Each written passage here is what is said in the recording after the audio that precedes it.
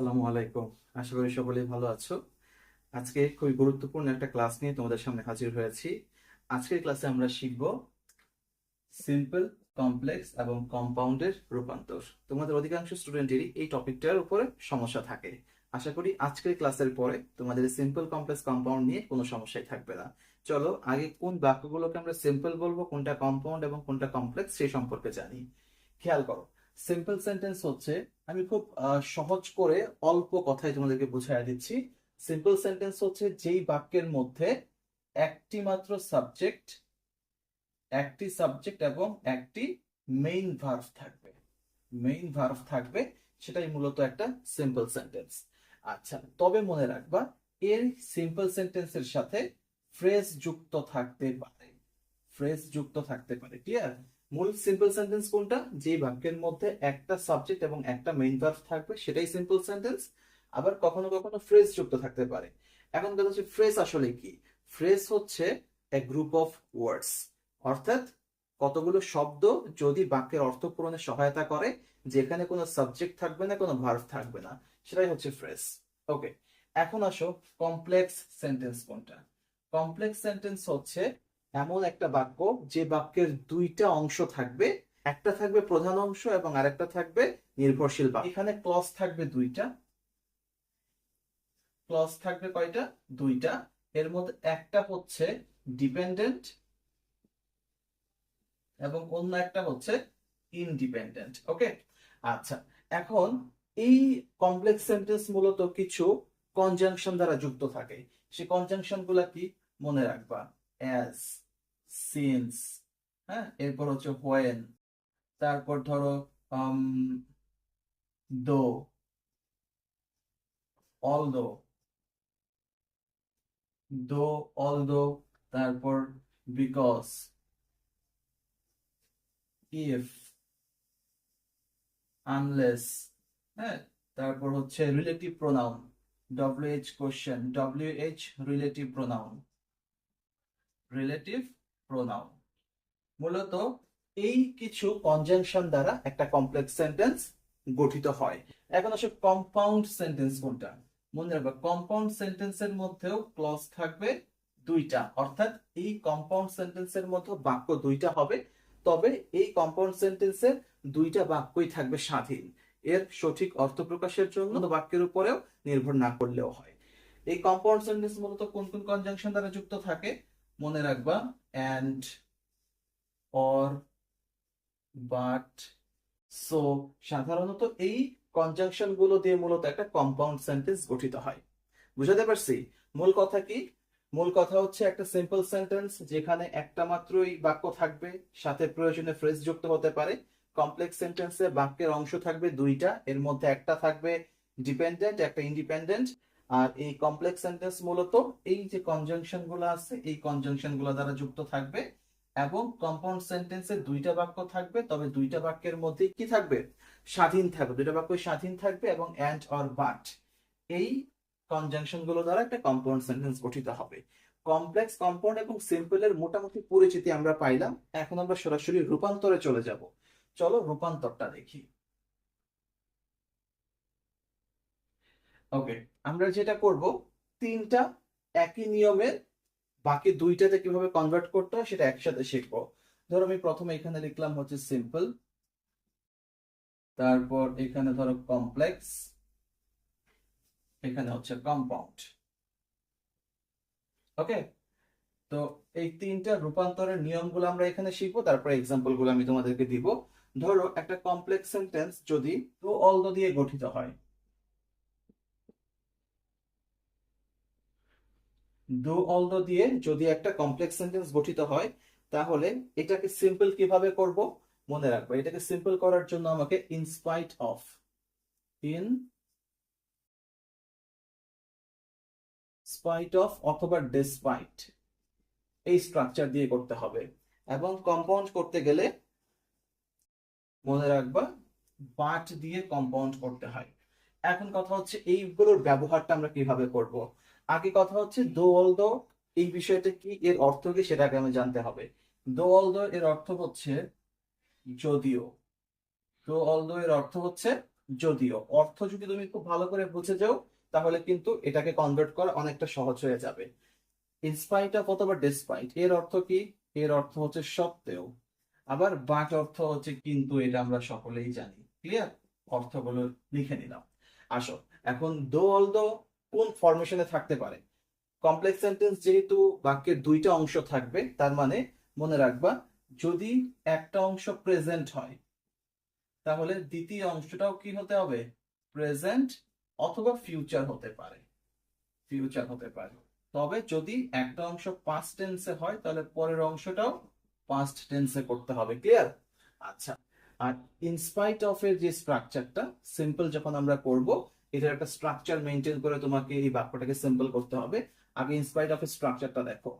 আমরা শুধুমাত্র ইনস্পাইট আর ডিসপাইট একই স্ট্রাকচার, ইনস্পাইট অফ দিয়ে দেখি। ইনস্পাইট অফ প্লাস সাবজেক্ট এর possessive form, possessive form plus being অথবা হ্যাভিং অথবা ভার্ব প্লাস আইএনজি। ওকে, এরপরে যে যদি কোনো অবজেক্ট থাকে, অবজেক্ট প্লাস কমা প্লাস হচ্ছে সেকেন্ড ক্লজ, সেকেন্ড ক্লজ। ওকে, এই হচ্ছে এটার মূল স্ট্রাকচার। এখন কথা হচ্ছে আমরা কখন বিং দিব, কখন হ্যাভিং দিব, কখন ভার্ব প্লাস আইএনজি দিব। মনে রাখবা আমরা তো মূলত কমপ্লেক্স থেকে সিম্পল করব অথবা কম্পাউন্ড থেকে সিম্পল করব। এক্ষেত্রে যদি কমপ্লেক্স সেন্টেন্সের মধ্যে এম ইজ আর থাকে, কি থাকে? এম ইজ আর অথবা ওয়াজ অথবা ওয়ার, যদি এই কয়টা থাকে তাহলে তার পরিবর্তে আমরা দিব হচ্ছে বি। আর এগুলা না থেকে যদি হ্যাভ হ্যাজ হ্যাড থাকে, হ্যাভ হ্যাজ অথবা হ্যাড থাকে তাহলে তার পরিবর্তে দিব হচ্ছে হ্যাভিং। আর যদি একটা কমপ্লেক্স সেন্টেন্সের মধ্যে মেইন ভার্ব বসে তাহলে তো ভার্ব প্লাস আইএনজি হবে। এই হচ্ছে মূল স্ট্রাকচার। আর কম্পাউন্ড করতে গেলে দুই বাক্যের মাঝখানে বাট বসায় দিলে কম্পাউন্ড হয়ে যাবে। বুঝতে পারছি? মূলত স্ট্রাকচার হচ্ছে এটা। এখন চলো আমরা একটা বাক্যকে কমপ্লেক্স করব, সিম্পল করব এবং কম্পাউন্ড করব। এরকম একটা এক্সাম্পল দেখি। ধরো আমি এখানে লিখি দো he had much money, comma he didn't help us. Okay, though he had much money he didn't help us. যদিও তার কি ছিল? হ্যাড মানে ছিল, মাচ মানি অনেক টাকা ছিল। দেখো এই অংশটা পাস্ট হয়েছে, তাই পরের অংশটাও কি হয়েছে? Past. He didn't help us, সে কি করলো না? আমাদেরকে সাহায্য করলো না। তো এটাকে যখন আমরা সিম্পল করব, দেখো সিম্পল করি, আমাকে কি করতে হবে? ইনস্পাইট অফ দিয়ে করতে হবে, তাই না? বাক্যের প্রথমেই বসবে in spite of. In spite of লিখলাম। ইনস্পাইট অফ, এরপর হচ্ছে সাবজেক্টের পসেসিভ ফর্ম। এখানে সাবজেক্ট কোনটা? হি হচ্ছে সাবজেক্ট। হি এর পসেসিভ ফর্ম কোনটা?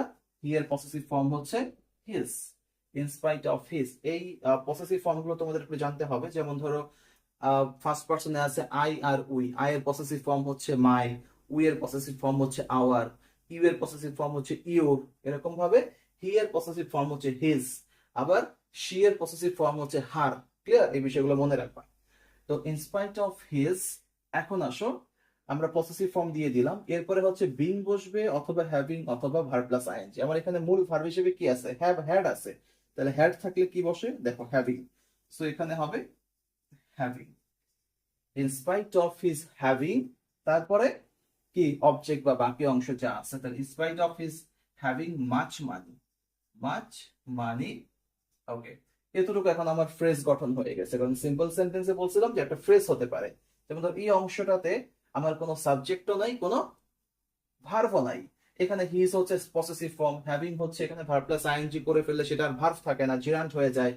তো সেক্ষেত্রে জিরান্ট অথবা পার্টিসিপল যে কোনো একটা হতে পারে।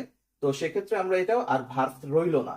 তো in spite of his having much money, তারপর হচ্ছে কমা, এই যে কমা দিলাম, এরপরে সেকেন্ড ক্লজ মানে পরের যে অংশটা সেটা যা আছে তাই বসবে। সো এখানে আমরা লিখবো হি ডিডন্ট হেল্প আস। তাহলে অর্থটা কি দাঁড়ালো দেখো? In spite of his much money, তার অনেক টাকা থাকা সত্ত্বেও হি ডিডন্ট হেল্প আস, সে আমাদের কি করলো না? সাহায্য করলো না। আবার কমপ্লেক্সে কেমন ছিল অর্থটা, দো হি হ্যাড মাচ মানি, যদিও তার অনেক টাকা ছিল, হি ডিডেন্ট হেল্প আস, সে কি করলো না, আমাদের সাহায্য করলো না। দেখো এরকম অর্থ মিলায় মিলায়ও কিন্তু তুমি বাক্যটা কোন ক্যাটাগরির হবে বা কিভাবে সিম্পল করবো কমপ্লেক্স করবো সেটা তুমি বুঝে যাবা। ওকে ফাইন, এখন আসো কম্পাউন্ড করি। কম্পাউন্ড করলে কি হবে, দুইটা ক্লজের মাঝখানে শুধুমাত্র বাট যুক্ত করে দিলেই হবে। আচ্ছা এখানে আমরা একটু লিখে নেওয়া উচিত ছিল, এটা ছিল সিম্পল, আর এখন আমরা কম্পাউন্ড করব, আর এটা হচ্ছে সি এক্স মানে কমপ্লেক্স ছিল। ওকে, তাহলে আমার এই বাক্যকে যদি আমরা কম্পাউন্ড করি তাহলে কিন্তু এই যে পসেসিভ ফর্মটা রাখা যাবে না, দুইটা বাক্যের মধ্যে ক্লজ দিতে হবে, মানে দুই বাক্যের যে দুইটা অংশ আছে, প্রথম অংশ সাবজেক্ট ভার্ব লাগবে, দ্বিতীয় অংশ সাবজেক্ট ভার্ব লাগবে। তো আমি এখানে উল্লেখ করব যে হি হ্যাড মাচ মানি, তার অনেক টাকা ছিল, বাট কিন্তু হি ডিডন্ট হেল্প আস। অর্থটা কি দাঁড়াইলো দেখো, হি হ্যাড মাচ মানি, তার অনেক টাকা ছিল কিন্তু সে আমাদের কি করলো না, সাহায্য করলো না। তিনটা বাক্যের মধ্যে দেখো অর্থের কি সুন্দর মিল। এখন দেখো এই যে বাট যুক্ত অংশটাকে আমরা কম্পাউন্ড করলাম, দেখো তো এই যে এই অংশটা, হি হ্যাড মাচ মানি, তার অনেক টাকা ছিল, একটা সম্পূর্ণ বাক্য তাই না। আবার এই অংশটা দেখো যে হি ডিডেন্ট হেল্প আস, সে আমাদের সাহায্য করলো না, এটা একটা সম্পূর্ণ বাক্য। তার মানে দুইটা স্বাধীন বাক্য যেই স্ট্রাকচারে বসে, বা দুইটা স্বাধীন বাক্য যদি পাশাপাশি থাকে তখন সেটাকে আমরা বলবো কম্পাউন্ড সেন্টেন্স। আর কম্পাউন্ড সেন্টেন্স মূলত বাট অ্যান্ড অর এই শব্দগুলো দ্বারা যুক্ত থাকে। তোমরা আমাকে একটু জানাও যে এই নিয়মটা তোমরা বুঝতে পারছো কিনা। যদি বুঝে যাও তাহলে ধরে নাও যে তোমরা 1 মার্কস পেয়ে গেছো, কারণ প্রত্যেকটা প্রতিযোগিতামূলক পরীক্ষা বা পাবলিক পরীক্ষার মধ্যে অন্তত সিম্পল কমপ্লেক্স কম্পাউন্ড থেকে দো, অল দো, সিন্স এই নিয়মগুলো থেকে একটা না একটা প্রশ্ন থাকেই। ঠিক আছে, আমাকে একটু কমেন্ট করে জানাও তোমরা নিয়মটা বুঝতে পারছো কিনা। যদি বুঝে যাও তাহলে মুছে দিচ্ছি। আমাদের ক্লাসটা দ্রুত শেষ করতে হবে, তাই আমরা একটা একটা এক্সাম্পল দিয়ে শেষ করব।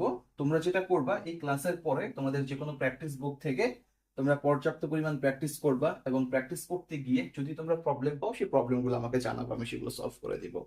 এর আগে আরেকটা কথা বলি, তোমরা যারা এবার এইচএসসি 2026-এর শিক্ষার্থী আছো, পরীক্ষা দিবা, তাদের জন্য আমরা মূলত একটা প্রাইভেট কোর্স লঞ্চ করছি। সেটা হচ্ছে একটা কম্বাইন্ড ব্যাচ, ইংলিশ, আইসিটি আর হচ্ছে বাংলা। এখানে টোটাল আমরা 500 মার্কসের একটা ম্যাসিভ প্রিপারেশন দিব। ক্লিয়ার? এই 500 মার্কসের ক্লাস অলরেডি আমরা শুরু করে ফেলছি 29 এপ্রিল থেকে। তো এই 500 মার্কসের টোটাল প্রিপারেশনটার ক্লাস আমাদের তোমাদের এইচএসসি পরীক্ষার একদম আগের দিন পর্যন্ত চলবে। এখন আপাতত সপ্তাহে 4 দিন করে ক্লাস হচ্ছে, আগামী মাস থেকে বা ঈদের পর থেকে আমরা ইনশাল্লাহ প্রতিদিনই ক্লাস নিব। তো এক্ষেত্রে আমরা যেটা করব যে আমাদের ক্লাসগুলো হবে লাইভ, আর হচ্ছে তোমাদের রেকর্ডেড থাকবে, তোমরা প্রয়োজনে সেখান থেকে রেকর্ড মানে এখান থেকে প্রয়োজনে ক্লাসগুলো করে ফেলতে পারবা। আর দ্বিতীয়ত হচ্ছে প্রয়োজনীয় সংখ্যক যেসব পিডিএফ দরকার সেটাও আমরা তোমাদেরকে সেখানে প্রোভাইড করতেছি। এইগুলো এই বিষয়টা। তো এটার জন্য তোমাদেরকে যেটা করতে হবে, আমাদের একটা বিকাশ নাম্বার অথবা নগদ 01323566302 এই নাম্বারটার মধ্যে শুধুমাত্র 1000 টাকা, এককালীন 1000 টাকা তুমি সেন্ড মানি করলে আমাদের যে প্রাইভেট গ্রুপটা আছে গ্রুপে তোমাদেরকে অ্যাড করে দিব। আর সেখানে প্রতিনিয়ত ক্লাস আপডেট সেখানে দেওয়া হচ্ছে, তোমরা সেখান থেকে করতে পারবা। এটা গেল হচ্ছে এইচএসসি 2026-এর ইংলিশ আইসিটি বাংলার একটা ফুল প্যাকেজ কোর্স। এছাড়াও আরেকটা কোর্স আমরা এখন লঞ্চ করছি, সেটা হচ্ছে এসএসসি 2027। এসএসসি 2027-এর জন্য আমরা শুধুমাত্র ইংলিশটা করাচ্ছি আপাতত।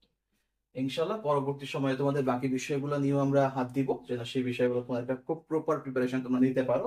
তো এক্ষেত্রে আমরা এই ক্লাসটাও একদম তোমাদের এসএসসি পরীক্ষার, এসএসসির ইংলিশ ফার্স্ট সেকেন্ড 200 মার্কের, টোটাল 200 মার্কের একদম পরীক্ষার পূর্ব দিন পর্যন্ত আমাদের এই কোর্সটা চলবে।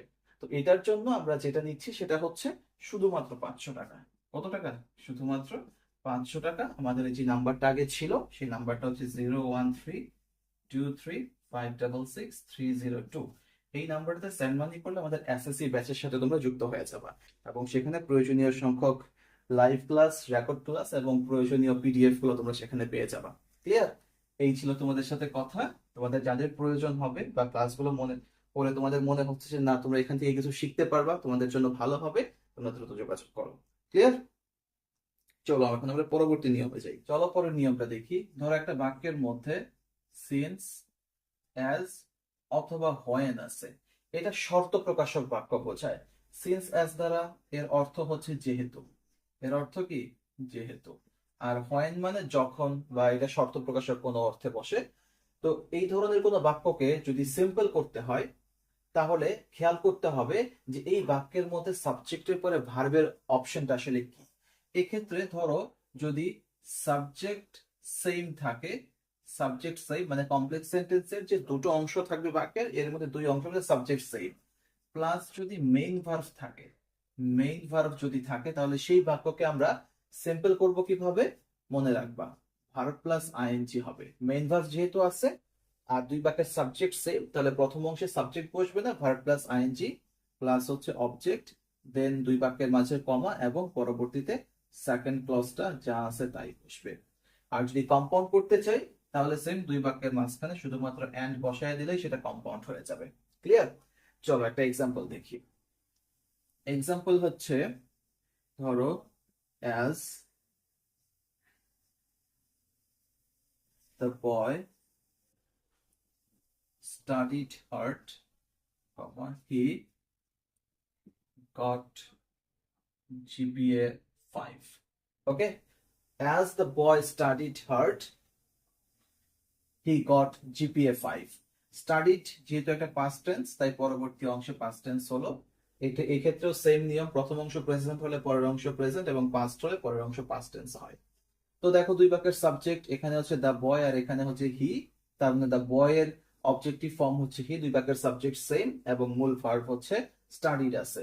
তাহলে এই বাক্যটাকে সিম্পল করতে গেলে কাজ কি আমার, প্রথমে ভার্ব প্লাস আইএনজি বসবে। তো আমরা সিম্পল করব, প্রথমে কি বসবে, ভার্ব প্লাস আইএনজি। তার মানে ভার্ব হচ্ছে স্টাডি, এর পজিটিভ, এর প্রেজেন্ট ফর্ম হচ্ছে স্টাডি, এর সাথে আইএনজি যুক্ত করতে হবে। তার মানে স্টাডিং হার্ড, স্টাডিং হার্ড কমা বাকি যা আছে তাই, হি গট জিপিএ 5। ওকে, এখন এই বাক্যটাকে যদি আমরা কম্পাউন্ড করি, কম্পাউন্ড করলে কি হবে, প্রথমে পুরো ক্লজটা লিখতে হবে, তারপরে বাক্যের মাঝে এন্ড দিতে হবে, এবং সেকেন্ড ক্লজ লিখতে হবে। তাহলে the boy studied hard and he got GPA 5. Clear? পুরো অংশটা আবার দেখো, অ্যাজ সিন্স হোয়েন যুক্ত কোনো বাক্য, এটার মধ্যে সাবজেক্ট যদি সেম থাকে এবং যদি মেইন ভার্ব হয়, মানে ভার্ব হিসেবে যদি কোনো ফাইনাইট ভার্ব বসে, সেক্ষেত্রে এটাকে সিম্পল করার জন্য ভার্ব প্লাস আইএনজি দিয়ে বাক্যটাকে শুরু করতে হবে, এবং অ্যাজ ইউজুয়াল বাকি যা আছে তাই বসবে। এবং কম্পাউন্ড করার ক্ষেত্রে দুইটা ক্লজের মাঝখানে শুধুমাত্র এন্ড বসায় দিলে সেটা কম্পাউন্ড হয়ে যাবে। বুঝতে পারছি এটা? যদি বুঝে যাও, এখন আমরা পরবর্তী নিয়মে যাব। খেয়াল করো, এক্ষেত্রেও আমরা সিন্স অ্যাজ হোয়েন দিয়ে কাজটা করব, তবে এখানে যেটা হবে, সাবজেক্টের পরে যদি বি ভার্ব থাকে, কি হবে, subject plus be verb. Okay, এখানে বি ভার্ব বলতে am is are was were কে বোঝাচ্ছে। তো অথবা যদি কোনো হ্যাভ ভার্ব থাকে, হ্যাভ এজ হ্যাড থাকে, সেম একই ক্ষেত্রে সাবজেক্ট যাই হোক, যদি এর পরে কোনো ফাইনাইট ভার্ব না হয়, মানে মেইন ভার্ব যদি না বসে, সেক্ষেত্রে এটাকে সিম্পল করার নিয়ম হচ্ছে প্রথমেই বসবে সাবজেক্ট এবং তারপরে বিং অথবা হ্যাভিং। ওকে, এরপরে হচ্ছে অবজেক্ট বসবে, দেন কমা, এবং পরবর্তীতে সেকেন্ড ক্লজ বসবে। ক্লিয়ার? আর যদি আমরা কম্পাউন্ড করতে যাই, সেম একই নিয়ম, দুই বাক্যের মাঝে এন্ড বসায় দিলে সেই বাক্যটা কম্পাউন্ড হয়ে যাবে। চলো এটার কিছু এক্সাম্পল আমরা খেয়াল করি।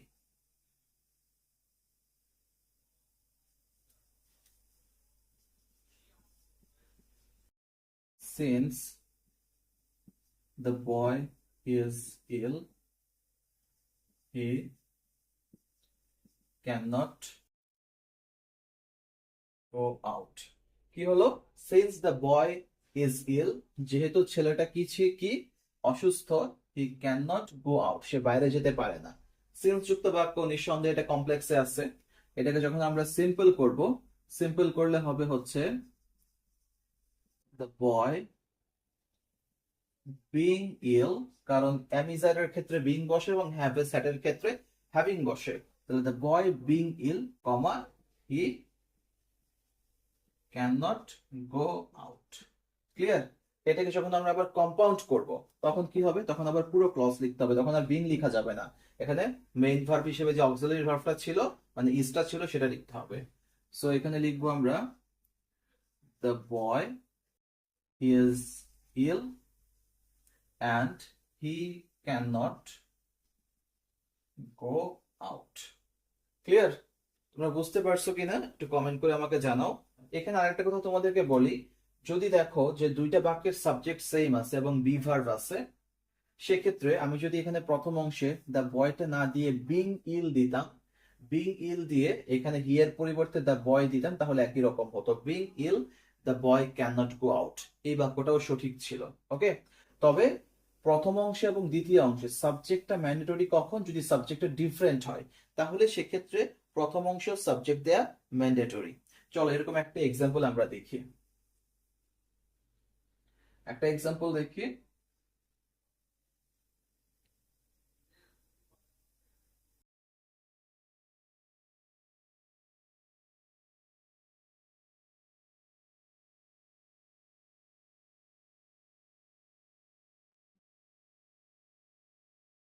The meeting being over, I went out. দেখো, the meeting being over, I went out, এখানে সাবজেক্ট হচ্ছে the meeting আর এখানে সাবজেক্ট হচ্ছে I। এক্ষেত্রে তোমার সিম্পল করার ক্ষেত্রে সাবজেক্ট অবশ্যই দিতে হবে, কিন্তু যদি দুই ক্ষেত্রে সাবজেক্ট সেম হইতো তখন আমি এই প্রথম অংশের সাবজেক্টটা না দিয়ে বিং অথবা হ্যাভিং দিয়ে বাক্যটাকে শুরু করতে পারতাম। ওকে, এটা একটা সিম্পল সেন্টেন্সে আছে। তো এটাকে যদি আমরা কমপ্লেক্স করি, কমপ্লেক্স করলে কি হবে, এখানে আমরা সিন্স অ্যাজ দিয়েও বাক্যটাকে করা যায়, আবার হোয়েন দিয়েও করা যায়। আমরা হোয়েন দিয়ে করি, বাক্যটা বেশি সুন্দর হবে। তার মানে when the meeting, when the meeting, এই বিং এর পরিবর্তে কি হবে, দেখো যেহেতু এখানে মূল বাক্যটাকে লিখতে হবে, তো আমাকে দেখতে হবে এখানে অ্যাম ইজ আর দিব নাকি ওয়াজ ওয়ার দিব। দেখো এখানে দ্বিতীয় অংশে হচ্ছে ওয়েন্ট আছে, তার মানে পাস্ট টেন্স, প্রথম অংশটাকেও পাস্ট করতে হবে। তাহলে when the meeting was over, was over comma I went out, I went out, যখন আমার মিটিংটা শেষ হলো তখন আমি কি করছিলাম, বাইরে গিয়েছিলাম। এটাকে যখন আমরা কম্পাউন্ড করব তখন কি হবে, same, the meeting, the meeting was over and I went out, I went out. Clear? দেখো তো বাক্যটা বুঝতে পারো কিনা এখন। আই হোপ তোমরা এখন বুঝতে পারছো। তারপর যদি না বোঝো আমাকে কমেন্ট করে জানাবে। চলো এখন আমরা পরের নিয়মটা দেখি।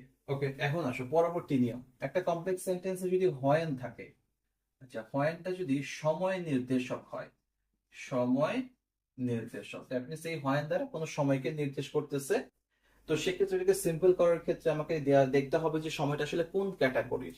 ধরো এই সময় দ্বারা যদি দিনের কোনো নির্দিষ্ট সময় বোঝায়, দিনের কোনো নির্দিষ্ট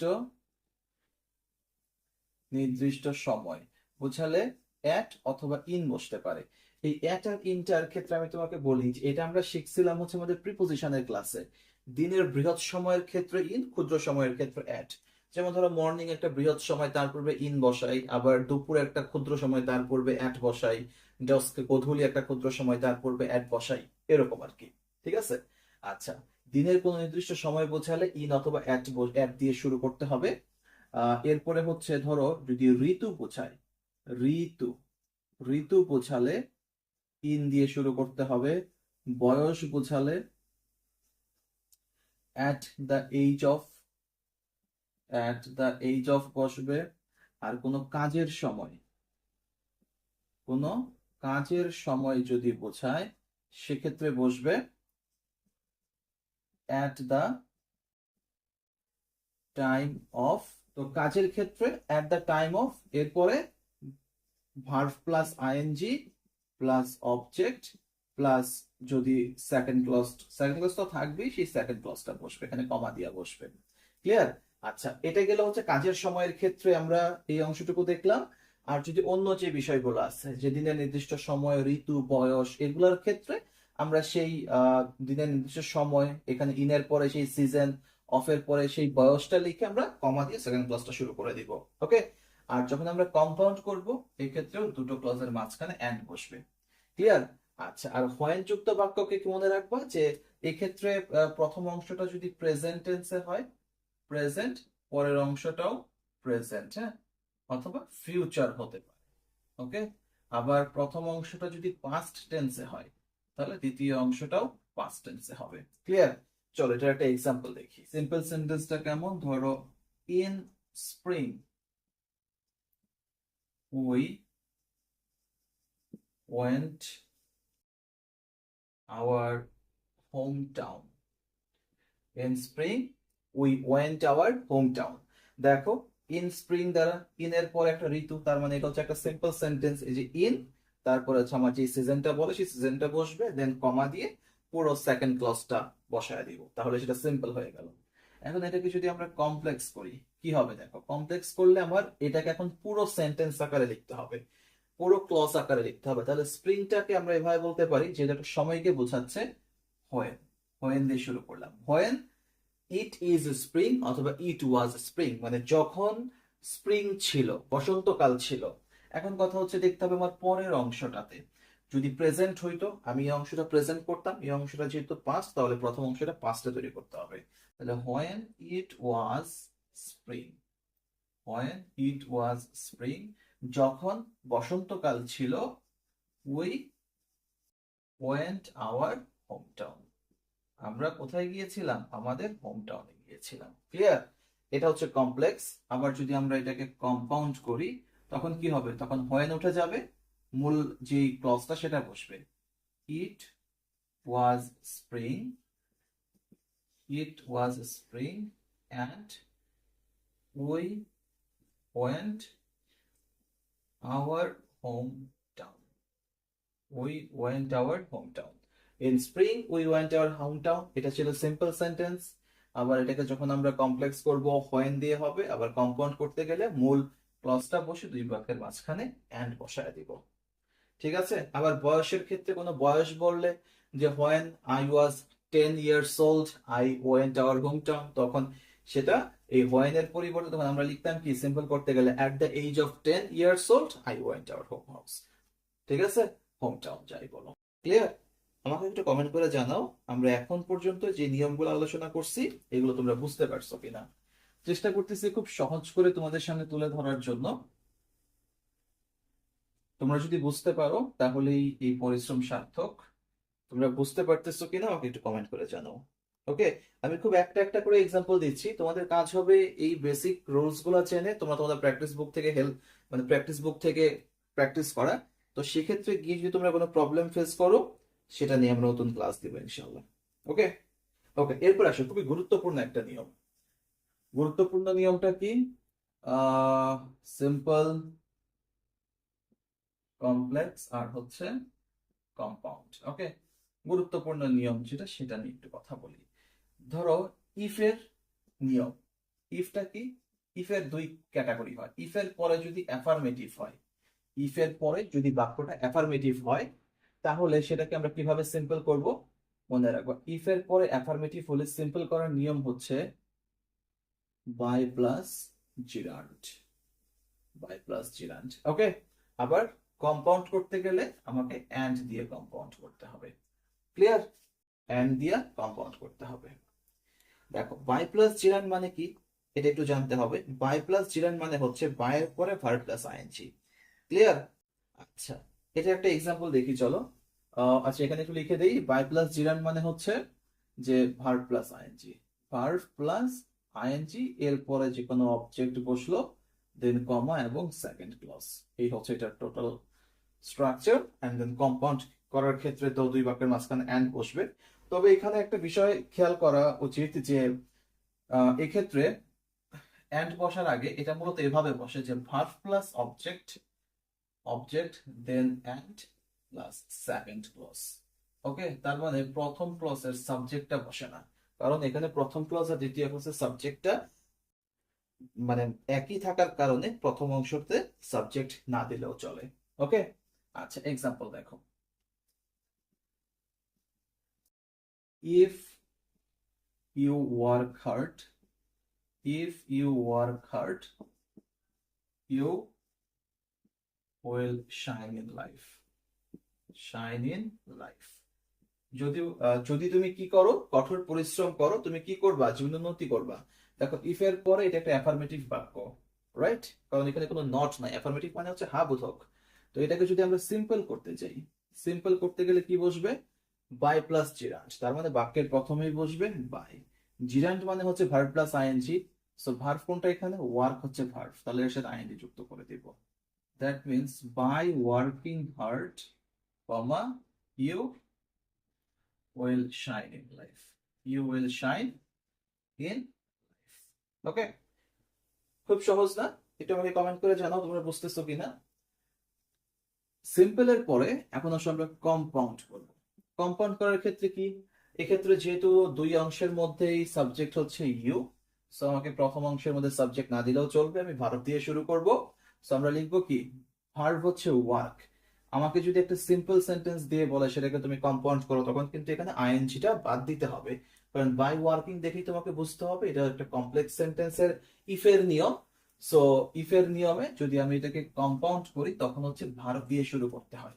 সো আমার এখানে ওয়ার্কিং এর আইএনজি কেটে দিয়ে শুধু লিখতে হবে ওয়ার্ক হার্ড, কঠোর পরিশ্রম করো, অ্যান্ড এবং you will shine in life. কঠোর পরিশ্রম করো এবং তাহলে কি করবা, তুমি জীবনে উন্নতি করবা। ক্লিয়ার?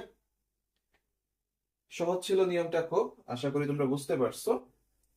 এটা যদি বোঝো, এখন আমরা ইফের আরেকটা নিয়ম আছে সেটা নিয়ে একটু আলোচনা করব। ধরো ইফের পরে তো আমরা অ্যাফার্মেটিভ দিয়ে শিখলাম, এখন ইফের পরে যদি কি থাকে, ধরো নেগেটিভ কোনো বাক্য আছে, তার মানে if plus negative, if plus negative যদি থাকে তাহলে এটাকে সিম্পল করার জন্য নিয়ম হচ্ছে উইথাউট প্লাস জিরান্ড, উইথাউট প্লাস জিরান্ড। এরপরে সেম অ্যাজ ইউয়াল দুই বাক্যের মাঝখানে যা থাকবে তাই, এরপরে সেকেন্ড ক্লজ বসবে।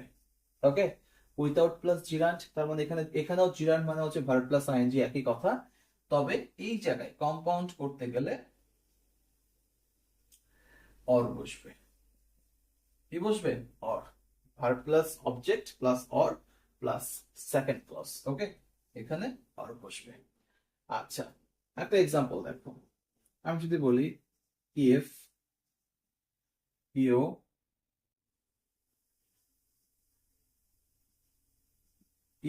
do not read newspaper,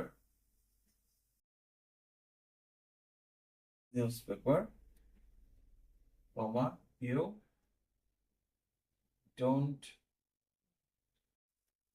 don't না, ধরো এখানে will not হবে, you will not।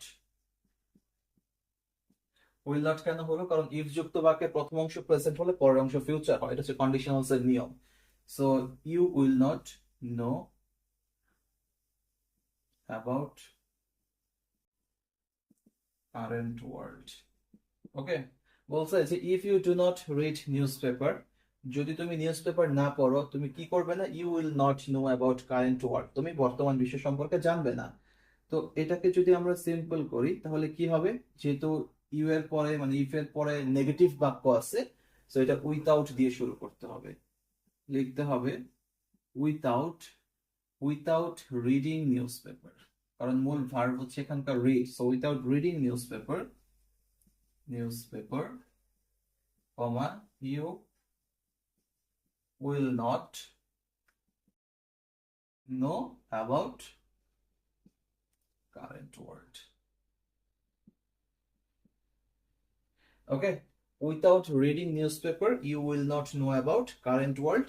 এটাকে যদি আমরা এখন কম্পাউন্ড করতে চাই, কম্পাউন্ড করতে গেলে কাজ কি? ভার্ব প্লাস আইএনজি, সরি মূল ভার্ব প্লাস অবজেক্ট এবং তারপরে অর দিয়ে শুরু করতে হবে। তাহলে মূল ভার্ব এখানে কোনটা? রিড, তার মানে রিড নিউজপেপার,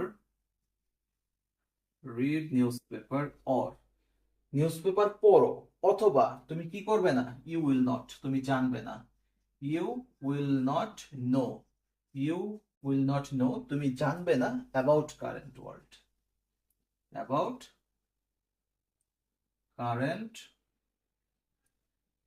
তুমি কারেন্ট বর্তমান বিশ্ব সম্পর্কে কি করবে না? জানবে না। খুব সহজ না নিয়মগুলো? আমরা যদি একটু খুব মনোযোগ দিয়ে নিয়মগুলো স্ট্রাকচারগুলো একটু মাথায় রাখতে পারি তাহলেই খুব সহজ সিম্পল কমপ্লেক্স কম্পাউন্ড। আমাকে একটু কমেন্ট করে জানাও যে এখন পর্যন্ত যে নিয়মগুলো করলাম এই নিয়মগুলোতে তোমাদের কোনো দুর্বোধ্য কোনো বিষয় আছে কিনা, যে আমি একেবারেই বুঝতেছি না এমন কোনো বিষয় আছে কিনা। যদি থাকে তো সেক্ষেত্রে আরো সহজ করে বোঝানোর চেষ্টা করব। আমাকে একটু কমেন্ট করো। ওকে, এরপর আসো পরের নিয়মটা দেখি। ধরো যদি কোনো একটা বাক্যের মধ্যে সো দ্যাট থাকে, সো দ্যাট অথবা ইন অর্ডার দ্যাটও থাকতে পারে, ইন অর্ডার দ্যাট। ওকে, যদি থাকে এটাকে আমরা সিম্পল কিভাবে করব তার আগে বলি এর অর্থটা কি। এর অর্থ হচ্ছে যাতে। অর্থ কি? যাতে। এর একটা স্ট্রাকচার আছে, তোমাকে ওই স্ট্রাকচার মেনটেন করে বাক্যটাকে তৈরি করতে হয়। প্রথমেই বসে হচ্ছে সাবজেক্ট, তারপরে ভার্ব, তারপরে অবজেক্ট, এরপরে সো দ্যাট। হ্যাঁ, সো দ্যাটটা বাক্যের মাঝখানে বসে অলওয়েজ। এরপরে দেন সাবজেক্ট, এরপর ক্যান অথবা could, plus V1 plus object. Clear? এই হচ্ছে এটার সাবজেক্ট, এটার স্ট্রাকচার। যদি এটা নেগেটিভ হয় তাহলে সেক্ষেত্রে ক্যান নট কুড নট বসতে পারে, সমস্যা নাই। এটাকে যখন আমরা সিম্পল করব, নিয়মটা খেয়াল করো, প্রথম ক্লজটা যেমন আছে তেমনই বসবে, subject plus verb plus object. এরপরে যেই জায়গাতে সো দ্যাট ছিল ঠিক সেই জায়গায় টু হয়ে যাবে। দেন হচ্ছে সেকেন্ড ক্লজের ভি1 প্লাস অবজেক্ট। তার মানে দ্বিতীয় ক্লজটার আর সাবজেক্ট বসবে না, ভার্ব প্লাস অবজেক্ট দিয়ে শেষ করতে হবে। আবার কম্পাউন্ড করতে গেলে শুধুমাত্র দুই বাক্যের মাঝখানে এন্ড বসায় দিলেই বাক্যটা কম্পাউন্ড হয়ে যাবে।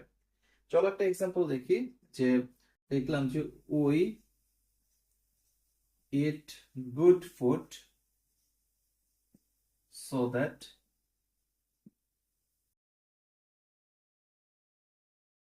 We can be fit. We can be fit. We eat good food, আমরা ভালো খাবার খাই, সো দ্যাট যাতে কি করি, উই ক্যান বি ফিট, আমরা কি হতে পারি, ফিট থাকতে পারি বা ফিট হতে পারি। তো এটাকে আমরা সিম্পল করতে গেলে কিভাবে করব? প্রথম অংশটা যা আছে তাই বসবে, উই ইট গুড ফুড, এরপরে সো দ্যাট এর পরিবর্তে বসবে টু। দেন পরবর্তীতে যে মেইন ভার্ব যেটা আছে, অক্সিলারি ভার্ব গুলো বাদ যাবে। যেমন এখানে ক্যান হচ্ছে অক্সিলারি ভার্ব, এটা বাদ। মেইন ভার্ব হচ্ছে বি, সো এখানে বি থেকে শুরু করতে হবে। To be fit, to be fit. We eat good food to be fit, fit থাকতে আমরা ভালো খাবার খাই। আবার যদি আমরা কম্পাউন্ড করি, কম্পাউন্ড করলে কি হবে, we eat good food and and পরের ক্লজটা আবার সেম লিখতে হবে, we can be fit and we can be fit. We eat good food, আমরা ভালো খাবার খাই, and we can be fit, আমরা ভালো থাকতে পারি। ক্লিয়ার? সো দ্যাটের নিয়মটা বুঝতে পারছো? সো দ্যাটের নিয়মটা যদি বুঝে যাও, আমরা পরবর্তীতে আরেকটা সো দ্যাটে যাব। তবে সেই সো দ্যাটটা মূলত এরকম না। সেটা কেমন? আচ্ছা, এখানে সো দ্যাট আর ইন অর্ডার দ্যাট যাই থাকুক, নিয়ম কিন্তু সেম একই ক্যাটাগরির হবে, ঠিক আছে? জাস্ট সো দ্যাট এর জায়গায় ইন অর্ডার দ্যাটটা তুলে দিয়ে সেখানে আমরা টু দিয়ে দিব। আবার ধরো আরেকটা আছে, সো অ্যাডজেক্টিভ দ্যাট বা সো ড্যাশ ড্যাশ দ্যাট। এটা আমরা কমপ্লিটিং সেন্টেন্সেও পড়ছি, এখন আমরা সিম্পল কমপ্লেক্স কম্পাউন্ডেও পড়তেছি। এই সো মানে হচ্ছে এতই, এতই, আর এই দ্যাট মানে হচ্ছে যে, আর এর মাঝখানে যে কোনো অ্যাডজেক্টিভ বসতে পারে। তো এটাকে যখন আমরা সিম্পল করব তখন টু প্লাস ড্যাশ টু এই নিয়মে করতে হবে। এখানেও এই টু হচ্ছে এতই এবং এই টু অর্থ হচ্ছে যে। আবার কম্পাউন্ড করতে গেলে দুই বাক্যের মাঝখানে অ্যান্ড বসবে।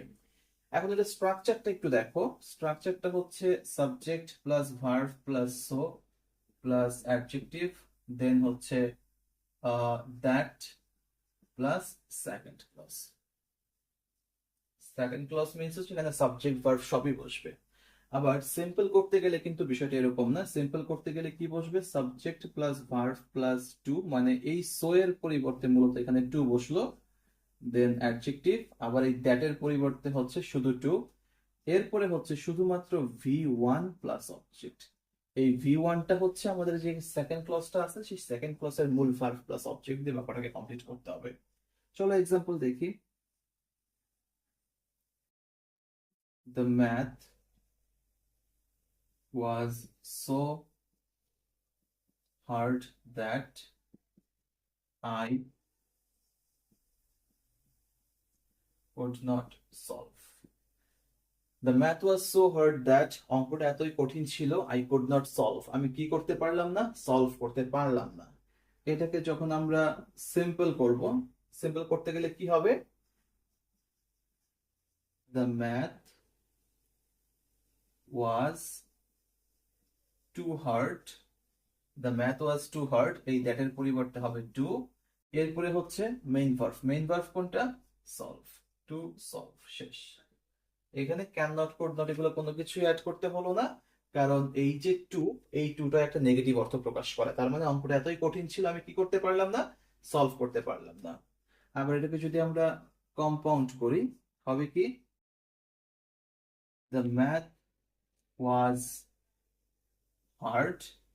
তখন এই যে মাঝখানে কনজাংশন গুলো ছিল সেগুলো আর বসবে না। The math was hard and I could not solve. আমি কি করতে পারলাম না? সলভ করতে পারলাম না। The math was hard and I could not solve. আমাকে একটু কমেন্ট করে জানাও যে এই পর্যন্ত তোমরা বুঝতে পারছো কিনা। এখন পর্যন্ত যে নিয়মগুলা করতেছি খুবই ইজি।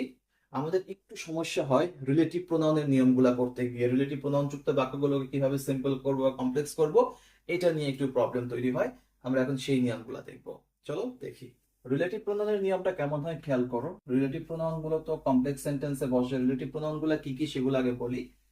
রিলেটিভ প্রোনাউন হতে পারে হু, হুইচ, দ্যাট, এগুলো, তাই না? এগুলো সাধারণত রিলেটিভ প্রোনাউন। এই রিলেটিভ প্রোনাউন গুলা কিভাবে বসে খেয়াল করো। কখনো কোনো সাবজেক্টের পরে রিলেটিভ প্রোনাউন চলে আসতে পারে। রিলেটিভ প্রোনাউন দেন হচ্ছে ক্লজ, তারপরে বাকি অংশ সেকেন্ড ক্লজ হতে পারে। আবার প্রথম একটা ক্লজ থাকতে পারে, এরপরে রিলেটিভ প্রোনাউন থাকতে পারে, এরপরে বাকি অংশ থাকতে পারে। এই দুই ক্যাটাগরির মূলত থাকে। ফার্স্ট কি বললাম? প্রথমে সাবজেক্ট, দেন রিলেটিভ প্রোনাউন, এরপরে দুই বাক্যের মাঝে কমা, এরপরে সেকেন্ড ক্লজ। অথবা যে কোনো একটা ক্লজ থাকতে পারে, তারপর রিলেটিভ প্রোনাউন থাকে, রিলেটিভ প্রোনাউন দিয়ে বাকি অংশটা থাকতে পারে।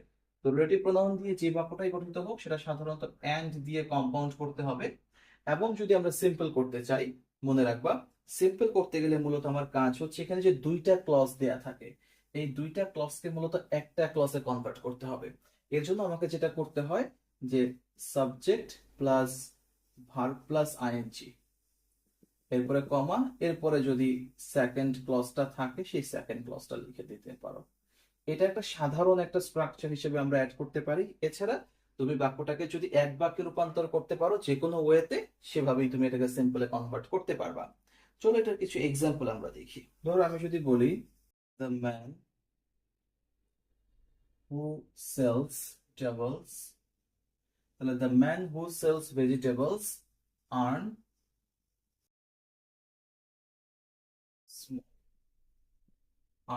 স্মল। তাহলে the man who sells vegetables earn small. খেয়াল করো এই বাক্যটার মধ্যে দ্য ম্যান হচ্ছে সাবজেক্ট, হু হচ্ছে রিলেটিভ প্রোনাউন। তোমাকে এখানে একটা বিষয় বুঝতে হবে, যদি সিম্পল থেকে কমপ্লেক্স করো, তুমি যে বিষয়টাকে ইন্ডিকেট করতেছো সেটা কি কোনো ব্যক্তিকে বোঝাচ্ছে কিনা, আবার বস্তুকে বোঝাচ্ছে কিনা। ব্যক্তিকে বোঝালে হু বসে, মানে এখানে দ্য ম্যান দ্বারা ব্যক্তিকে বোঝানো হচ্ছে, তাই এখানে হু বসলো, তাই তো? আচ্ছা, the man who sells vegetables earn small. এখানে দুইটা অংশ। একটা হচ্ছে the man who sales vegetable, এই হচ্ছে একটা অংশ। যে লোকটা ভেজিটেবল সেল করে, আর্ন স্মল, সে অল্প টাকা ইনকাম করে। তো এটাকে আমরা যখন সিম্পল করব তখন কাজ হচ্ছে এটাকে এক বাক্যে রূপান্তর করে ফেলা, যেখানে সাবজেক্টও একটা থাকবে, মেইন ভার্বও একটা থাকবে। তাহলে এটাকে এভাবে বলা যায়, সাবজেক্ট হচ্ছে দ্য ম্যান, তাই না? তাহলে দ্য ম্যান লিখলাম, এরপরে ভার্ব প্লাস আইএনজি। ভার্ব কোনটা? সেল হচ্ছে ভার্ব, তাহলে এটাকে আমরা সেলিং লিখে দিই, তাহলে এটা আর ভার্ব থাকলো না। তাহলে the man selling vegetables earns small. তার মানে এখানে দ্য ম্যান হচ্ছে সাবজেক্ট, আর্নস হচ্ছে ভার্ব। তাহলে the man selling vegetables earns small. যে লোকটা ভেজিটেবল সেল করে সে খুব অল্পই উপার্জন করে। আবার যখন এটাকে আমরা কম্পাউন্ড করব, ধরো কম্পাউন্ড করলাম, কম্পাউন্ড করতে গেলে সেম দুইটা অংশে ভাগ করব। আগে হচ্ছে the man, the man sells vegetable and he earn small. তাহলে যেই লোকটা কি করে, ভেজিটেবল সেল করে, তাহলে the man sells vegetable and he, কারণ যে আর্ন করতেছে সে এই লোকটাই, সো দ্য ম্যানের প্রোনাউন হিসেবে হি বসাইতে হবে। হি আর্নস স্মল, হি আর্নস স্মল। ক্লিয়ার? আমাকে একটু বলো বুঝতে পারছো কিনা। আমরা এখানে যে এক্সাম্পলটা দেখলাম সেই এক্সাম্পলটা হচ্ছে যে একটা সাবজেক্টের পরেই যদি রিলেটিভ প্রোনাউন থাকে সেটাকে আমরা কিভাবে সিম্পল এবং হচ্ছে কম্পাউন্ড করব। ধরো এরকম না থাকলে যদি একটা ক্লজের পরে একটা রিলেটিভ প্রোনাউন থাকে, আমরা সেরকম একটা এক্সাম্পল দেখি। ধরো একটা ক্লজ দেয়া আছে, এক্সাম্পল লেখো, I saw them who are playing in the field. I saw them who are playing in the field. দেখো এখানে প্রথম একটা ক্লজ দেয়া আছে, এরপর রিলেটিভ প্রোনাউন আছে, তাই তো, এরপরে বাকি অংশ আছে। হু যুক্ত যেহেতু, তার মানে এটা একটা কমপ্লেক্স সেন্টেন্স, কারণ হু থেকে এই পর্যন্ত একটা অংশ, এই পর্যন্ত আরেকটা অংশ, বাকি দুইটা অংশ। তো এটাকে যখন আমরা সিম্পল করব, যদি ক্লজটা সামনে চলে আসে, ক্লজ যদি সামনে চলে আসে তাহলে কাজ, যদি সামনের ক্লজটা সামনে ঠিকই রাখবো, তাহলে এটাকে আমরা আলাদা একটা স্ট্রাকচার ওয়াইজ লিখতে পারি, যে প্রথমেই হবে সাবজেক্ট, তারপরে ভার্ব প্লাস অবজেক্ট, এরপরে হচ্ছে সেকেন্ড ক্লজের, সেকেন্ড ক্লজের ভার্ব প্লাস আইএনজি প্লাস বাকি অংশ, এটাকে আমরা সেকেন্ড এক্সাম্পল হিসেবে বলতে পারি। ঠিক আছে? তো এই স্ট্রাকচারের জন্য হচ্ছে আমার এই সিম্পল স্ট্রাকচার। তো এটাকে আমরা লিখতে পারি I saw them, I saw them, আমি তাদেরকে কি দেখলাম, তখন হু আর এই দুইটা অংশ চলে যাবে, সরাসরি হবে playing. I saw them playing in the field, আমি তাদেরকে দেখলাম তারা মাঠে খেলা করতেছে। ঠিক আছে? এটাকে যখন আমরা কম্পাউন্ড করি তখন হবে কি, আই স দেম অ্যান্ড, আমি তাদেরকে দেখলাম এবং তারা, they are playing, they are playing in the field, in the field. বলো তো সহজ না? খুবই সহজ। তোমাকে আগে দেখতে হবে যে কোথায় তুমি বাক্যটাকে দুই বাক্যে রূপান্তর করতে পারো এবং দুইটা বাক্য থেকে এক বাক্যে রূপান্তর করতে পারো, এবং সেটা যেন অর্থপূর্ণ হয়। ক্লিয়ার? যদি দেখো যে সাবজেক্টের পরই রিলেটিভ প্রোনাউন আছে, তখন কাজ হচ্ছে সেটাকে সিম্পল করার জন্য আমাকে সাবজেক্টের পরই ভার্ব প্লাস আইএনজি করে দিবা এবং বাকি যা আছে তাই সেম রেখে দিবা, আর রিলেটিভ প্রোনাউনটাকে তুলে দিবা, তাহলে সেটাকে সিম্পল হয়ে যাবে এভাবে। আবার যদি দেখো যে একটা ক্লজের পরে রিলেটিভ প্রোনাউন আছে, তাহলে সেটাকে সিম্পল করার নিয়ম হচ্ছে আগে ক্লজটা লিখতে হবে, তারপরে দ্বিতীয় বাক্যের যে ভার্ব আছে সেই ভার্বের সাথে আইএনজি যুক্ত করে বাক্যটাকে কম্পাউন্ড করতে, কমপ্লেক্স করতে হবে। আহ বাক্যটাকে বাক্যটাকে সিম্পল করতে হবে, এবং কম্পাউন্ড করার নিয়ম হচ্ছে একই, দুইটা ক্ষেত্রেই দুই অংশকে আলাদা করে দুই বাক্যের মাঝখানে এন্ড বসায় দিবা, তাহলে সেটা কম্পাউন্ড হয়ে যাবে। ঠিক আছে? ওকে, এরপরে আসো আর একটা নিয়ম দেখবো। ওকে, পরের নিয়মটা হচ্ছে, ধরো কোন একটা কমপ্লেক্স সেন্টেন্সের মধ্যে সাবজেক্টের পরেই হচ্ছে রিলেটিভ প্রোনাউন আছে, রিলেটিভ প্রোনাউন, এবং তারপরে আছে হচ্ছে past participle. Past participle, past participle কোনটা? পাস্ট পার্টিসিপল মানে হচ্ছে ভি3। ভার্বের থার্ড ফর্ম যদি থাকে তাহলে সেটাকে সিম্পল কিভাবে করব মনে রাখবা। এটাকে সিম্পল করার নিয়মটা হচ্ছে খুবই ইজি। এক্ষেত্রে তোমাকে যেটা করতে হবে, সাবজেক্ট প্লাস ভার্ব প্লাস আমরা এক্সটেনশন হিসেবে লিখি, এটাকে মূলত এই ফরমেশনে রাখতে হবে। ঠিক আছে? আর কম্পাউন্ড করার নিয়ম হচ্ছে এন্ড হবে। তবে এখানে একটা ব্যাপার আছে, যেহেতু তোমাকে এখানে রিলেটিভ প্রোনাউনের পরে হচ্ছে পাস্ট পার্টিসিপল থাকবে, তো বাক্যটাকে এমন ভাবে সাজাইতে হবে যেন এই পাস্ট পার্টিসিপলটা তোমার ওই সিম্পল সেন্টেন্সের কোনো ভার্ব হিসাবে না বসে, সেটা যে কোনো একটা অ্যাডজেক্টিভ হিসাবে যেন আমরা বসাতে পারি, আমার কাজ হবে সেটা। ধরো আমি যদি বলি, the house, the house which, the house which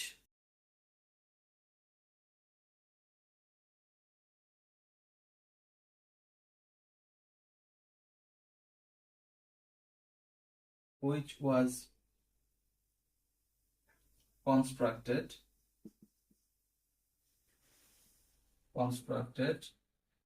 was very old. Okay, so the house which was constructed was very old. তার মানে এখানে হাউস দ্বারা কোনো বস্তুকে বোঝাচ্ছে, তাই এখানে রিলেটিভ প্রোনাউন হিসেবে হুইচ হয়েছে।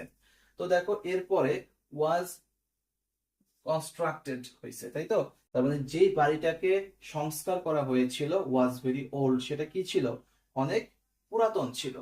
তো এটাকে যদি আমরা সিম্পল করি, সিম্পল করতে গেলে কিন্তু দ্য হাউস কনস্ট্রাক্টিং বিষয়টা এইভাবে করলে হচ্ছে না, অর্থপূর্ণ হয় না। তার মানে এটাকে সিম্পল করার ক্ষেত্রে আমাকে এই কনস্ট্রাক্টেড যেই রিলেটিভ প্রোনাউনের পরে যেই পাস্ট পার্টিসিপলটা আছে, এটাকে যে কোনো একটা অ্যাডজেক্টিভ হিসাবে হাউসের সাথে বসায় দিলে ব্যাপারটা খুব সুন্দর ভাবে ম্যাচ হয়। তো সেটাকে আমরা বলতে পারি দ্য কনস্ট্রাক্টেড কনস্ট্রাক্টেড হাউস। তার মানে যে হাউসটাকে কনস্ট্রাক্ট করা হয়েছিল was very was was very old. Okay, আচ্ছা, which was constructed,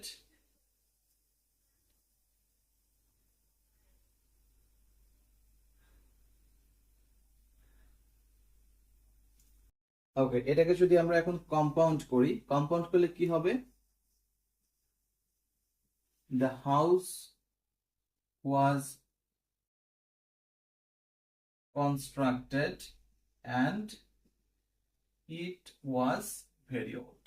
It was very old. এবং এটা কি ছিল? অনেক পুরাতন ছিল। আমাকে একটু বলো তো, এটা খুব কঠিন কিনা? বিষয়গুলো কিন্তু খুবই সহজ, বাট এটা একটু প্র্যাকটিস করতে হবে। তোমরা যেটা করবা, তোমাদের প্র্যাকটিস বুক থেকে এই ধরনের রিলেটিভ প্রোনাউন যুক্ত যেই কনজাংশন, রিলেটিভ প্রোনাউন যুক্ত যেই সেন্টেন্স গুলো আছে সেগুলোকে কিভাবে রূপান্তর করতে হবে এই নিয়ে প্র্যাকটিস করবা। যদি এমন কোনো এক্সাম্পল পাও যেটা তোমরা করতে পারতেছো না, আমাকে জানাবো, আমি সেই নিয়ে তোমাদেরকে অ্যান্সার করে দেওয়ার চেষ্টা করব। ঠিক আছে? ওকে, আমরা প্রায় শেষের দিকে চলে আসছি। আমি এখন পরবর্তী বিষয়গুলো নিয়ে আলোচনা করব। ধরো কোন একটা কমপ্লেক্স সেন্টেন্সের মধ্যে যদি দেখো ইট ইজ, ধরো আছে হচ্ছে সার্টেইনলি, সার্টেইনলি অথবা শিওরলি, অথবা যদি, ওকে চলো পরের নিয়মটা দেখি। ধরো যদি কোনো একটা কমপ্লেক্স সেন্টেন্সের মধ্যে ইট ইজ, এরপরে ধরো আছে হচ্ছে সাডেন অথবা শিওর অথবা সার্টেইন, সার্টেইন প্লাস দ্যাট আছে, দ্যাট এর পরে তো হচ্ছে সেকেন্ড ক্লজ থাকবে। ওকে, যদি এরকম থাকে তাহলে এটাকে সিম্পল করতে গেলে বসবে হচ্ছে, যদি ইট ইজ সাডেন থাকে তাহলে আমরা লিখবো হচ্ছে সাডেনলি। ওকে, আর যদি শিওর থাকে তাহলে লিখবো হচ্ছে শিওরলি অথবা সার্টেইনলি। যেটা থাকবে সেটার সাথে শুধুমাত্র অ্যালয় যুক্ত করে দিব, এরপরে বাকি অংশটা লিখে দিব, শেষ। আবার কম্পাউন্ড করতে গেলে কি হবে? অ্যান্ড হবে। তো একটা এক্সাম্পল আছে যে সাডেনলি his father died. ওকে, সাডেনলি his father died, এই বাক্যটাকে যদি আমরা সিম্পল করি, সিম্পল করলে কি হবে? সিম্পল করলে দুঃখিত, তো সিম্পল অলরেডি আছে, এটাকে যদি আমরা কমপ্লেক্স করি, কমপ্লেক্স যদি করতে চাই তাহলে হবে হচ্ছে সাডেনলির পরিবর্তে হবে it is sudden, it is sudden, তারপরে দ্যাট, এবং পরবর্তী যে ক্লজটা আছে ফুল ক্লজটা লিখে দিব, হিজ ফাদার ডাইড। তার মানে ইট ইজ সাডেন, এটা একটা আকস্মিক ঘটনা, দ্যাট যে হিজ ফাদার ডাইড, তার বাবা মারা গেছে। আবার যদি কম্পাউন্ড করি হবে কি?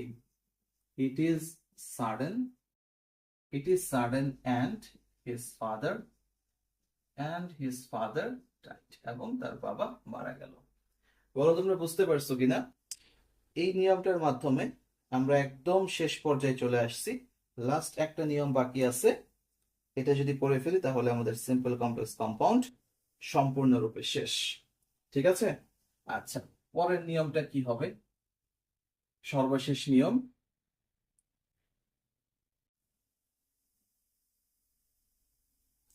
ধরো যদি কোনো একটা কমপ্লেক্স সেন্টেন্সের মধ্যে হোয়াট প্লাস পসেসিভ থাকে, হোয়াট প্লাস পসেসিভ থাকলে এটাকে আমরা সিম্পল কিভাবে করব? মনে রাখবা সিম্পল করার নিয়ম হচ্ছে সাবজেক্ট প্লাস ভার্ব প্লাস যে পসেসিভটা থাকবে এরপরে নাউন। মূলত এইভাবে আমরা এটাকে সিম্পল করব। চলো এটার একটা এক্সাম্পল দেখি। ধরো যদি আমি বলি I know, I know what your name is. I know what your name is, আমি জানি তোমার নাম কি। দেখো এই যে হোয়াট আছে, হোয়াটের পরে ইউর হচ্ছে পসেসিভ, ইউ এর পসেসিভ ফর্ম হচ্ছে ইউর। তো এটাকে যদি আমরা সিম্পল করতে চাই, সিম্পল করতে গেলে কি হবে, সাবজেক্ট আই, ভার্ব হচ্ছে নো, যা আছে তাই হবে। তাহলে আই নো, এরপর হচ্ছে পসেসিভটা হবে আই নো, কি হবে your name, I know your name. তারপরে হচ্ছে নাউন ফর্মটা হচ্ছে এখানকার নেম। আই নো, ইউর হচ্ছে পসেসিভ, এরপরে নাউন হচ্ছে নেম। আর এখানকার ভার্ব তো বসবে না, কারণ হচ্ছে ভার্ব অলরেডি আমি এখানে নো লিখে দিচ্ছি, আর সিম্পল সেন্টেন্সে ভার্ব মূলত একটাই বসে। ওকে, এটাকে যদি আমরা এখন কম্পাউন্ড করি কি হবে, যেমন ধরো আই নো হচ্ছে একটা ক্লজ, আর ইউর নেম ইজ এটা হচ্ছে আরেকটা ক্লজ। তাহলে আমরা এটাকে আগে লিখি, তাহলে বাক্যটা বেশি অর্থপূর্ণ হয়।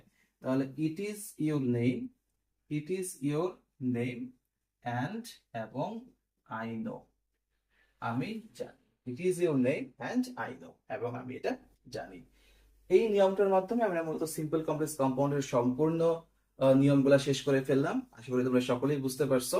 তারপর যদি তোমাদের মধ্যে কোনো প্রশ্ন থেকে থাকে স্পেসিফিক কোনো নিয়ম নিয়ে বা স্পেসিফিক কোনো এক্সাম্পল নিয়ে, যেগুলো তোমাদের পূর্ববর্তী বোর্ড কোশ্চেন অথবা তোমাদের কলেজ এক্সাম গুলোতে আসছে, তাহলে আমাকে জানাও, আমি সেই নিয়ে তোমাদেরকে সলভ করে দেওয়ার চেষ্টা করব। সবাই ভালো থাকো, সুস্থ থাকো, এবং পরবর্তীতে কোন বিষয়টা নিয়ে তোমরা ক্লাস করতে চাও বা কোন বিষয়ে ক্লাস নিলে তোমাদের উপকার হবে আমাকে জানাও, আমি সেই নিয়ে ক্লাস নেওয়ার চেষ্টা করব।